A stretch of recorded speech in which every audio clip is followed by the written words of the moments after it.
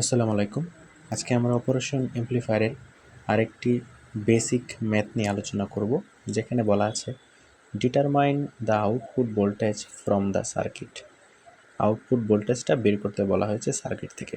তো আমরা যদি সার্কিটটা লক্ষ্য করি তাহলে আমরা দেখতে পাবো এখানে দুইটা ভোল্টেজ দেওয়া আছে, একটা V1 আর একটা V2।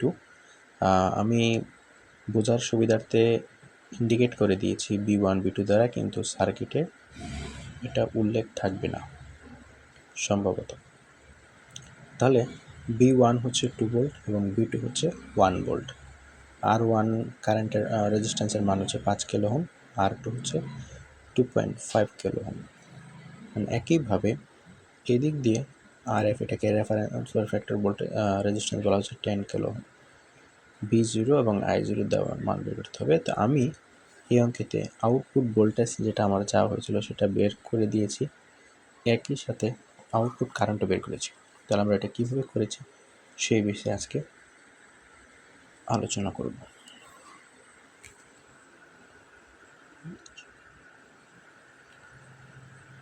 আচ্ছা, তাহলে সেই ক্ষেত্রে প্রথমে যদি লক্ষ্য করি আউটপুট ভোল্টেজ বের করতে হলে আমাকে অপারেশন এমপ্লিফায়ারের ক্ষেত্রে যে সূত্রটা আছে, V output minus RF by R1 V1 plus RF by R2 V2।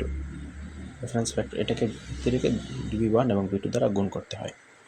তাহলে RF এর মান হচ্ছে 10 কিলো ওহম, R1 এর মান হচ্ছে 5 কিলো ওহম, একইভাবে V1 এর মান হচ্ছে 2 ভোল্ট এবং V2 এর মান হচ্ছে 1 ভোল্ট, R2 এর মান হচ্ছে এখানে 2.5 কিলো ওহম।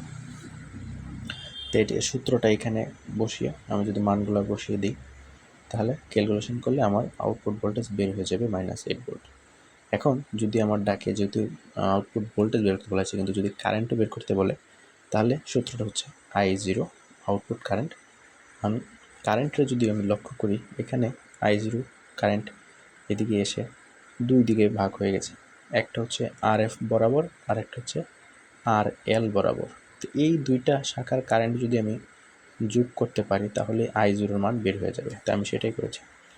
আমরা জানি কি V/R সূত্র, তাহলে RF এর মান, RF দিয়ে V0 আউটপুট কারেন্ট আর মান আমরা পেয়েছি 80 মাইনাস BA, যেখানেই থাকে BA যেহেতু inverting voltage inverting circuit, by RF plus V0 minus BA by RL, যেহেতু কারেন্ট দুইটা শাখা দিয়ে গিয়েছে, একটা হচ্ছে RF এর শাখা, একটা হচ্ছে RF শাখা আর একটা হচ্ছে RL শাখা।